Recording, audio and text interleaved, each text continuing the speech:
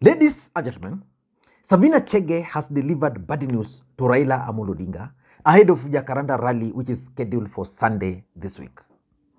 And in my view, Sabina Chege's message to Raila Odinga is significant, political speaking. And I want us to do a critical analysis of that particular message. According to Sabina Chege, William Ruto is the validly elected president of the Republic of Kenya. Remember, last week at Kamkunji grounds, Raila Odinga made it very clear that he will not recognize the presidency of William Samoei Arap Ruto. Sabina Chege also confirmed that she will not be part of any demonstration. In fact, she was very clear that she's not a fool. And again, Sabina Chege has officially recognized Rigathi Gachagua as the Mount Kenya kingpin, which for me is significant. And he also advised the voters of the Mount Kenya to unite behind Rigathi Gachagua and William Samoei Arap Ruto. And I know most of you guys are asking, why is Sabina Chege's statement somewhere in Murang'a significant? It's significant because, number one, Sabina Chege was actually one of the key players in Azimio. And therefore, her latest moves are important. That's why when they met, the only people who were mentioned, when they met with Rigathi Gachagua the other week, the only people who were mentioned was Kenyan Politics and Sabina Chege. Number two, Sabina Chege almost became Raila Odinga's running mate in the last election, which means she had that potential. I am sure if Sabina Chege had remained in UDA, for example, she would today either be the women rep. I mean, she was a women rep, she would still be a women rep, or probably should have challenged the Murang'a governor. Probably should be a governor today, or maybe a senator, or even a member of parliament in one of the constituencies. The other thing which is significant about Sabina Chege is that she was a darling of majority of young people in Azimio. That's why she was placed at the national level to move around with Raila Odinga. Every time people saw her, they would go crazy. And to appreciate the support and the commitment she gave to Azimio, she was rewarded by a nomination. Jubilee Party had one nomination slot. That slot went to Sabina Chege. And that's why the moment Uhuru Kenyatta was defeated and Raila Odinga, I expected Sabina Chege to actually stick with Uhuru Kenyatta. And the fact that he's now officially dumped Uhuru Kenyatta, it means that the moves which she's been making and the ones Rigathi Gachagua has been making are significant. So in this video, I want us to look at Sabina Chege's latest moves and the message she delivered earlier today. Before we do that, in case you're watching this channel for the first time, please take a second or two, click that subscribe button so that next time we produce a video like this, YouTube will automatically notify you. And to the subscribers, I want to continue thanking you guys for your continued support, because without that support, this channel cannot be where it is now. Let us get back to the main issue. Why do you think Sabina Chege's statement is significant? For me, if you ask me, number one, Rigathi Gachagua is actually stamping his authority in Mount Kenya politics. Rigathi Gachagua, being the deputy president of the Republic of Kenya, automatically becomes the senior-most politician from the mountain.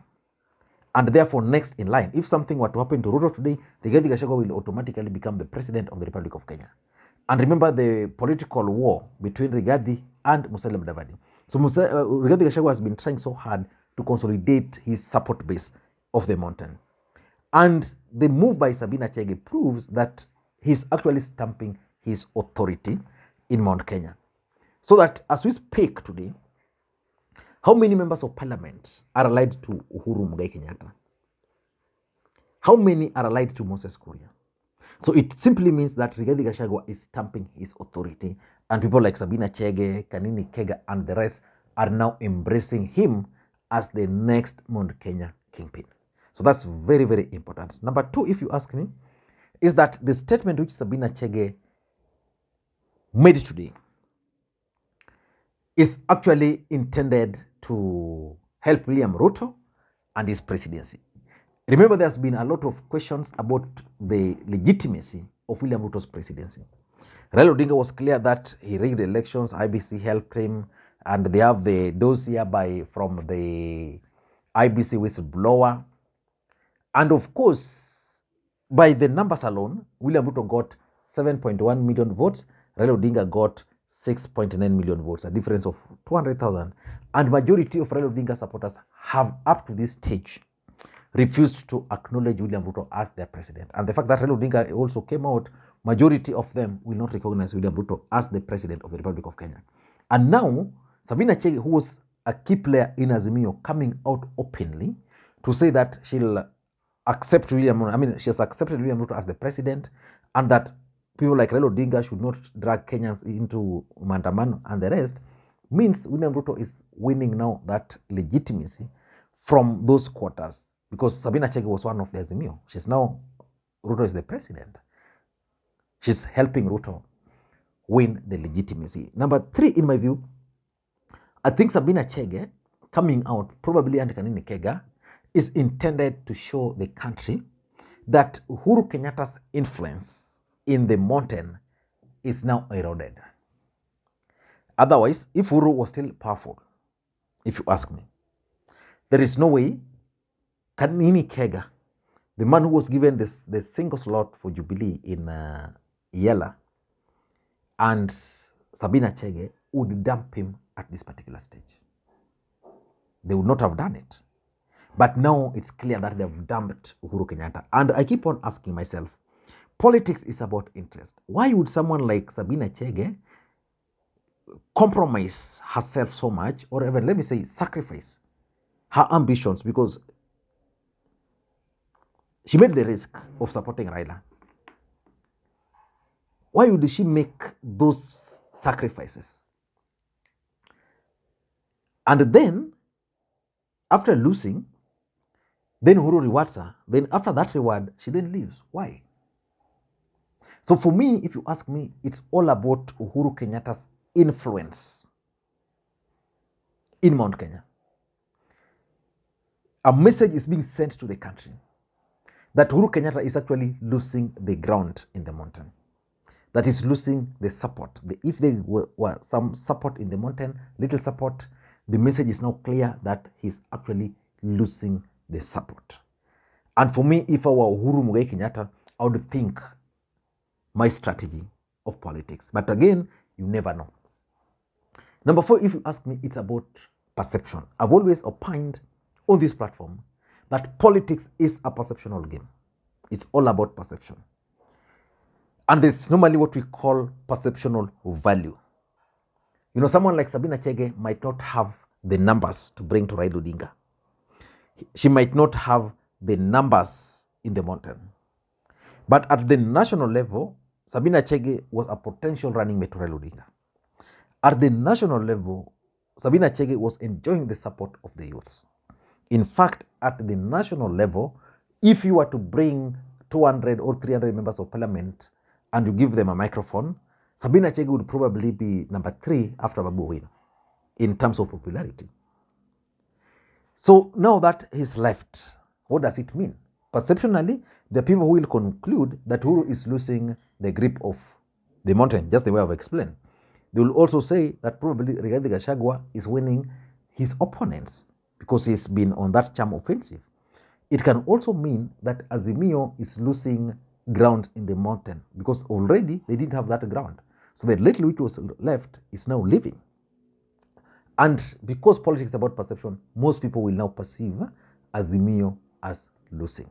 And that's exactly what role they want Sabina Chege to play.